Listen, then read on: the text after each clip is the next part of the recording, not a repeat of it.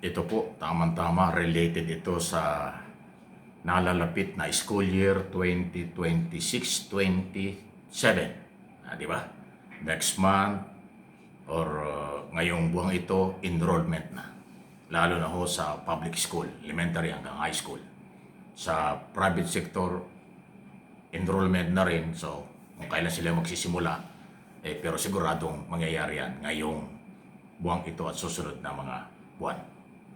Ito po ay may kaugnayan sa may tuturing kong malaking hamon, pagkakataon sa lahat ng mga teachers sa private school at pribadong o private at pampublikong eskwelahan sa buong bansa. Alam niyo kung bakit? Ito pong paggamit ng social media. Napakalakas po ng social media ngayon, talagang global technology, hindi lang naman dito sa Pilipinas. Kaya lang, pasintabi na, ang Pilipino kasama sa top 5 na matinding gumagamit ng social media sa buong mundo. Pero yun naman ikarapatan natin. Kaya lang yung iba wala sa lugar. Baka umaabuso o talagang nang-aabuso. Yung iba nga ginawa pang hanap buhay, pero mali naman ho ang pamamaraan. Kaya yung magandang asal, magandang pag-uugali, maayos na pananalita, maayos na pakikitungo sa kapwa at respeto sa gobyerno, yan ang dapat na ipalaala ng mga teachers. Sana ang Department of Education, Commission on Higher Education, at lahat ng kinaukulan ay dagdagan po ninyo ang palaala sa mga teachers, sa mga guro, na dagdagan nila ang kanilang tunay na pagmamalasakit at pagturo sa tamang asal ng ating kabataan. Kasi ngayon, kahit na elementary pa lang, gumagamit na ng mga cellphone at iba pang mga social media. Nababasa nila at naririnig ang maraming hindi karapat-dapat.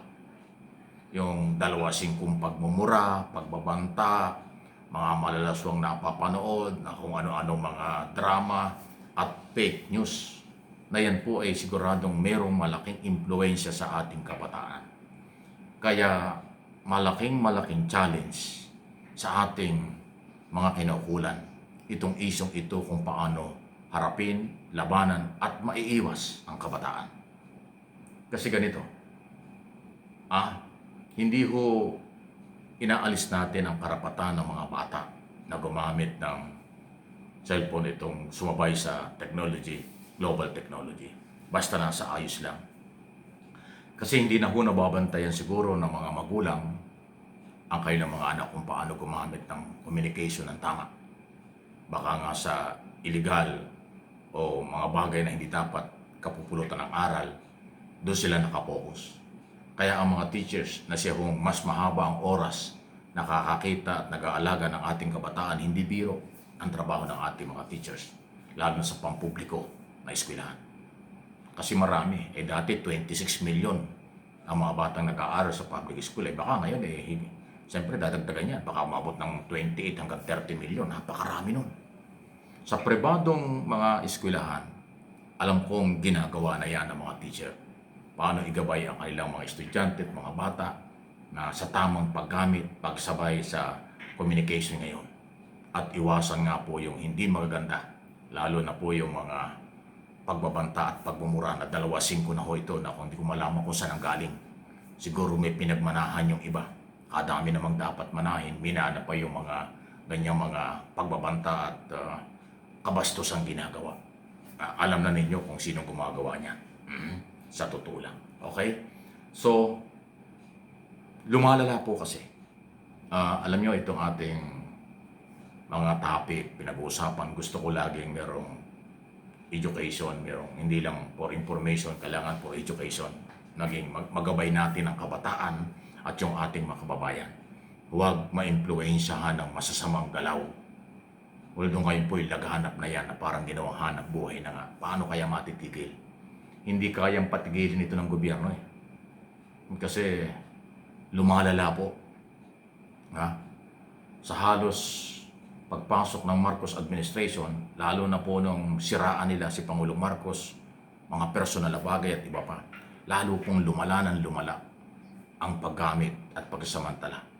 Ang nakapagtataka, hindi ito na control ng mismo mga may-ari ng social media. So ang kailangan dito ay hindi lang yung batas ang pairalin, kung hindi igabay ang kabataan sa aking puntingin na huwag padala, huwag gayahin at umiwas sa mga maling impormasyon, maling mga lingwahe, maling pananalita at sinusulat dito ho sa social media. Inuulit ko, may karapatan ng lahat, kaya lang dapat nagagabay. Kahit kabataan, nakakita, nakakabasa, nakakapanood ng mga murahan at pagbabanta sa buhay. Masamang impluensya yan. So, hindi ito, ulitin ko, hindi kaya ng gobyerno ito, hindi kaya ng mga magulang lang. Kaya dapat lahat ng sektor. Yung mga gumagawa naman ito at nagpapakalat pa ng masamang pananalita sa kanilang mga social media account. Lalo na po yung mga pagmumura. Although walang batas na nagsasabing bawal magbura, kahit sa buong mundo may mga nagbumura, pero ilagay sa lugar. Pero yung pagbabanta sa buhay, pambabastos sa kapwa at sa mga kinakulan, sa mga elected official ng bansa, dahil sa kanilang paniniwalang hindi sang-ayon sa kanila, pagbabanta ng buhay, krimen yan. Huwag na huwag yung tutularan. Mga kabataang nanonood at nakikinig. Tayong mga magulang, yung ating mga anak, mga apo ay dapat igabay. Na dahil nga ho, magbubukas ang klase, maraming aaralin ng mga bata, milyon-milyong kabataan sa public school at milyon din pong kabataan balik eskwela, elementary hanggang high school. Di bali yung kolehiyo, kahit pa paano, alam na niya, may buhay na yan, kaya ang diskarte nila. Kaya alam na nila kung ano ang tama at maganda.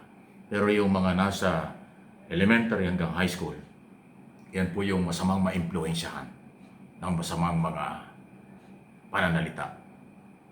Kaya dapat lahat ng nasa gobyerno maging magandang halimbawa.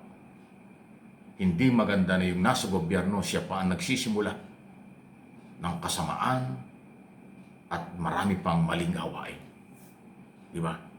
Kaya malaking hamon sa Department of Education, Secretary Angara, sa mga opisyalis ng Commission on Higher Education, sa mga Parents Teachers Association, sa Teachers Association of the Philippines, na inyo pong igabay. Tulungan natin muling maibalik ang disiplinadong kabataan, marangal na kabataan.